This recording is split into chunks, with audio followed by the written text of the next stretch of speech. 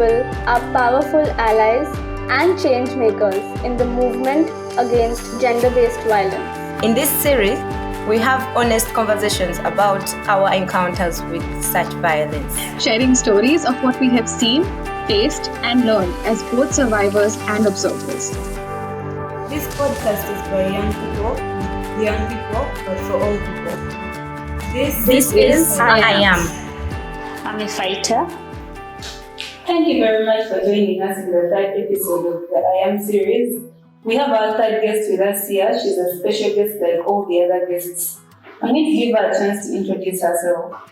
By names of Nasibwa Veronica, born in a family of 4. I'm the third born positive. Positive, HIV positive. HIV positive. So, what is your level of education, your marital status? Like, we want to know about those details, your religion, where you're residing at the moment. I'm a born again. I live in Boyogerere. I'm single, but I have kids. Yes. You're single, yes. But you have kids. I have kids. I started my education level. I finished up my P7 and I went for hairdressing. Okay. So I've gotten interested in that statement of you're single but you have kids. What do you mean by that? I'm not married. You're not married? Yes. But you have children? Yes. Your biological children? My biological and not my biological. I have the adopted ones and my biological one. Okay. So you don't stay with the father to your biological children? Do you mean that? I stay with him, but we are not married. Oh. Okay. Now I've understood. All right. Thank you very much, Veronica, about that brief introduction about yourself. As you know, this podcast is about young people and their experiences with GBV. Do you have any particular experiences that you've had in your lifetime concerning GBV, gender-based violence? Yes. First of all, the violence I was in, it started when I was still young, because I left home when I was approaching 5 years. Then I went to street.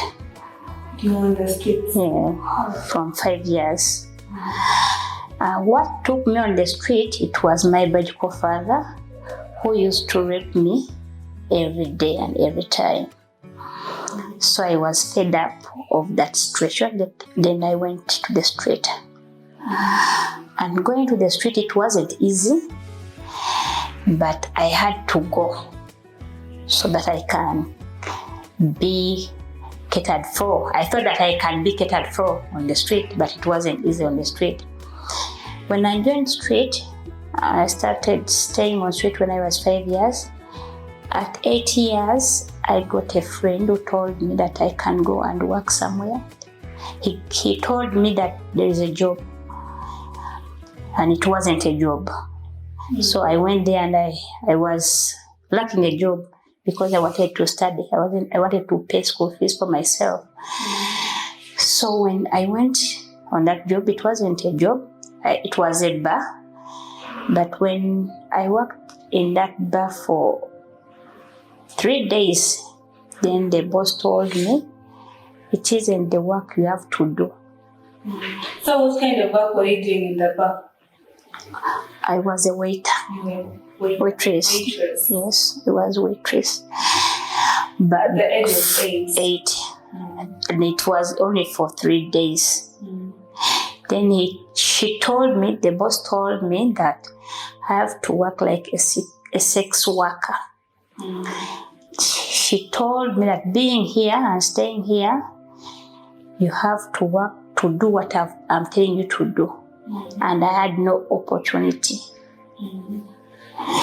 So I entered in that world of sex workers. So you joined sex working? When I was still young. When you were still young. And it wasn't my intention. So to cut you short a little, what I'm understanding from what you're saying is you experienced rape as a child by the age of 5. Yes. It influenced you to move out in the streets. So you were in the streets for a period of about 3 years. Yes. Then you joined prostitution. Prostitution. Yeah. So I want to ask you about your experience with rape. It had been going on for some time in your life. Yes. So at that age, the only thing that came to your mind was you have to leave home, right? Had you shared this experience with anyone from home, like your siblings?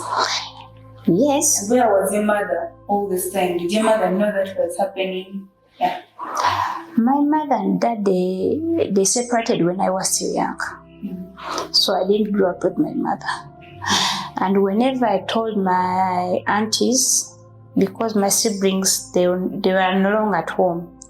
They used to be in boarding schools, and they didn't allow them to come back at home every time. So when I talked with the aunties, they were like, we can't manage your issues with your dad. I went to call on the LCs to report. By that time, I didn't know the police. I went to the LCs, and the LC told me that he can't handle my issues with my dad because they feared my dad at that time. That posted me to go on the street because I ran away when I was like, I've told some people they haven't helped me. So let God send me where to go and guide me there. So I understand at that age, young as you are, all you could think of was, of course, let me leave home. Yes. So as a child, you also knew that your father having sexual intercourse with you was not something right. I'm sorry about that experience.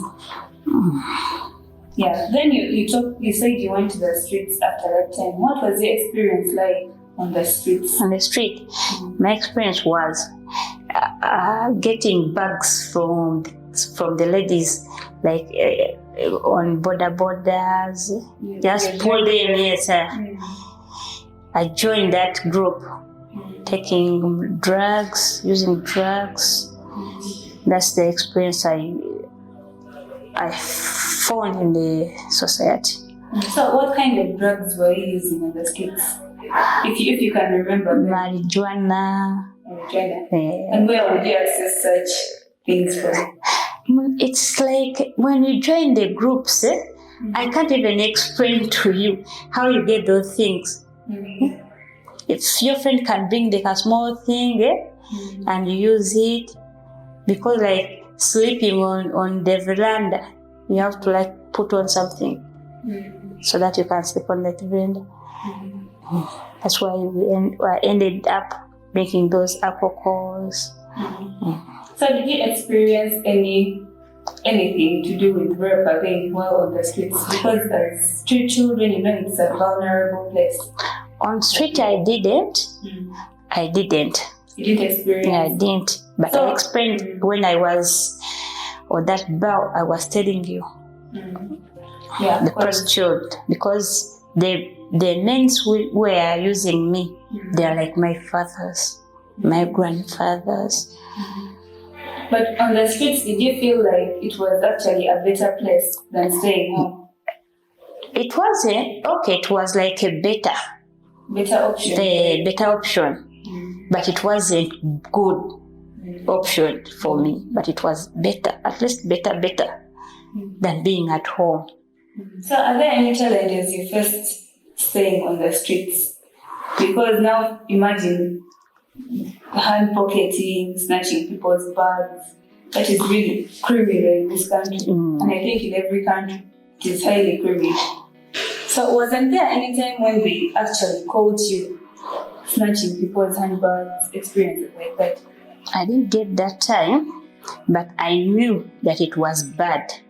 And I didn't use it every time because normally when I saw when my packet was empty, that's when I went getting that things. So you lived in the street for 3 years? For 3 years. So you found out that it's actually not favorable for you. So you're home for 3 years. You had to leave it because a friend convinced you to join working in the bar. Yes. it's my friend who confused me that there is a job. Then I went in a bar. So you said she confused you. It was even a confusion because it wasn't a job. As you still feel like staying on the streets was better. It was better than actually joining than joining the bar. So what was your motivation for joining a bar? Because it seems you were so comfortable with the streets. So what finally motivated you to actually look for a job? He told me that they are paying us a lot of money. And when I look back on the situation I was in and the money they are going to give me, they're giving me they're giving me the shelter, the food. It's what he told me. So I like, let me go and I work for myself instead of telling some people things. Yeah. So it was the shelter, the food. So you went there with high expectations. You didn't expect anything of prostitution. Yes, I did. Sorry about that. So it seems that the experience of prostitution was really alarming. It was not a good experience. It wasn't a good experience. Yeah, because you said you were confused into getting into that. So what was your experience like at the bar? My experience of prostitution. My experience is it wasn't good for me because they were using me. They were using me because I wanted money for the school fees. And the way my boss was using me is like, they wanted the young people. They wanted to use the young people. So it's like it was a challenge to me because I used to use like 5 minutes a day. And whenever they pay, they don't pay me. If you are finishing, the boss is on the door waiting for your money. The boss was a lady? Yes. And she was like, give me my money. If you complain, I am sick, I have to go to the hospital, she's like, you get where to get the money from. So she would not actually give you any money at all? She was giving us small money. Like normally, we used to bargain. Like 10, and she gives like 12,000. And that 2,000, you have to save that money for like going to the hospital or eating something you want. You have to go to school. That was the challenges because I didn't want to use my body like the income. And being that I was positive, I was fearing to go with a man without using a condom because normally some men didn't want condoms, and whenever you complain, it was a slap or not being paid. Those were. So who would slap you? The lady, the boss, or the man? Sometimes the lady, the boss, when they explained to her. Sometimes the men, they didn't want sometimes to pay. Those were the challenges. So approximately how old was this lady? Was she a mature person, a young person? She was a mature person by that time. She was like about 48 to 50. She was old. And would she also engage in the sex work herself, or she would just send young girls? Just sending us. We never knew. I can't tell you, but she used to send us. So like how many girls were there in that bar doing that sex work? We were many. We were like 20. But for us we were like young. We were like 5. Others were older than us. Okay. That was really a sad experience. So, you talked about studying up to P7. Yes. Yeah, how did you manage to go through that education? Because I see when you were 5, you left home, 8, you joined the bar. And how long did you work in the bar? In the bar, I worked there for 8 years. 8 years. Mm. Yeah, so I've been wondering how you actually managed to study up to P7 when you were actually in custody of that place, you've been staying in that place, and doing this stuff. So when did you study? And what was the education? Okay, I used to study in the morning. In the evening, I work as a prostitute. And when I went to the school, I explained the HM, what was all my problems. I explained to. So you told him that you're doing sex work? I didn't explain all. I explained that I'm staying somewhere, but I'm paying the school fees for my own. I'm working as I'm paying my school fees. So I was asking him, please, can you help me to study on a cheap price for school fees, not like the others they're paying. And she was like, okay. She wanted to know where I'm staying, and that it was like, I won't take you where I am staying. So sometimes it took me like 2 years. Then he was asking me where I stay. Then I took him to the neighbors and I told him that's where I stay, but I didn't tell him exactly where I stay. And I used to pay any money I got. You allowed to pay any money you got? Yes. Like 2,000, I go there, I pay, I come back. Yeah. Then this friend that introduced you to the bar, was he also working at the bar? He was working at the bar as a gay. Okay. Yes, he was working there as a gay. But unfortunately, he left us within a year. He got sick within a year. Then he passed away. Oh, that's sad. Then he passed away immediately. So you said you did this work of prostitution for 8 years. Yes. How did you finally manage to get out of prostitution? Okay, I was fed up of doing prostitution. Then when I went back to the hospital to get my medication, I explained to my doctor was what I was passing through, and explained her everything. So she was like, do you want any opportunity of doing or learning some things? So I was like, yes, I can. So she joined me on Udale. She called the Udale groups and she connected me there. So the doctor was the first person you actually told the entire experience? Yes. Okay. I told him everything I was passing through since my childhood. So what motivated you to actually tell him everything?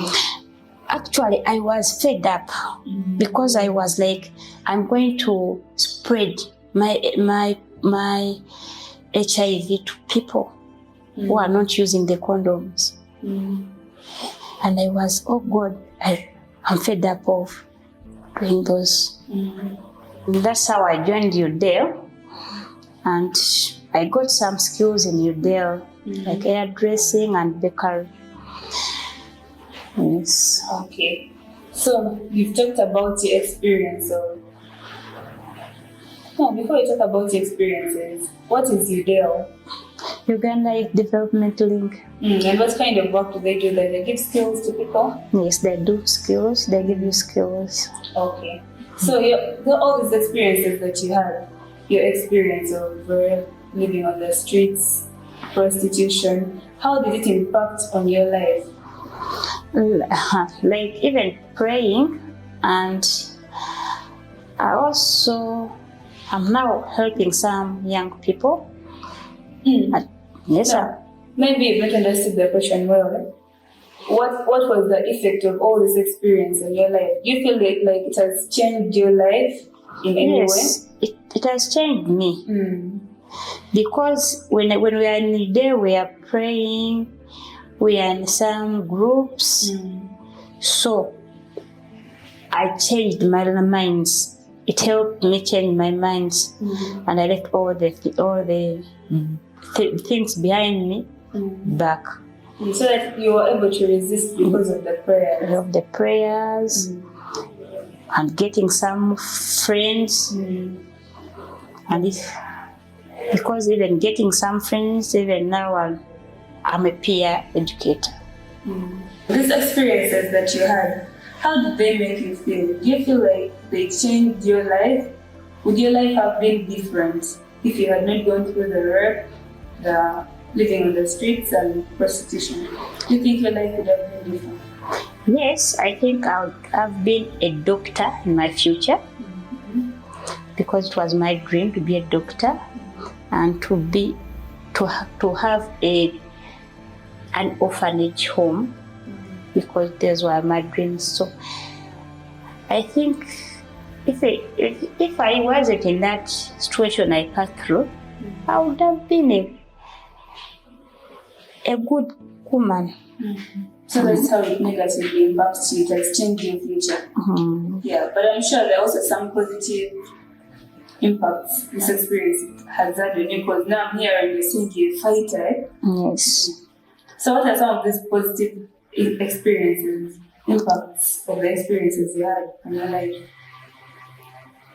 Okay, my positive things. It's like, anyway, it's like my challenges is the way I was treated. It wasn't good. Yeah, and you were talking about children that you take care of right now, and also hairdressing. Would you call those some of the positive impacts that you've gone through? Yes, they are positive, but sometimes, anyway, I got one challenge when I was at UDA. It was just one challenge it was a teacher was teaching us or training us the bakery. But we solved those problems. Now I'm happy because I got some skills and I graduated. And now I use my skills to help my fellow young youths. Because now at home I'm having 10 fellow youths. 10 youth? Yes. In your custody? Yes. They came asking for help from me, and now I'm staying with them. And they are happy with me. Youth of about which age? I have from 5. I have from 5 and I have 15. The elder is 15. That's it, because I'm using my skills to help some people. To help them. So, yes. Like you cater for them, food and everything. I'm staying with them, I'm catering for them, everything, food. But they're not studying. Some are not studying, yes, because they don't have school fees. And don't have sponsors. And yes, I don't have school fees, I'm not working. And that's a good initiative, actually, if you can actually help people like that. Yeah. So, what is your message to the young people? My message to the young people, whoever is listening to me or seeing me, whatever I passed through, it isn't good for you to join everything. Focus on God. Be a fighter. Know where to fight from and know where to join from.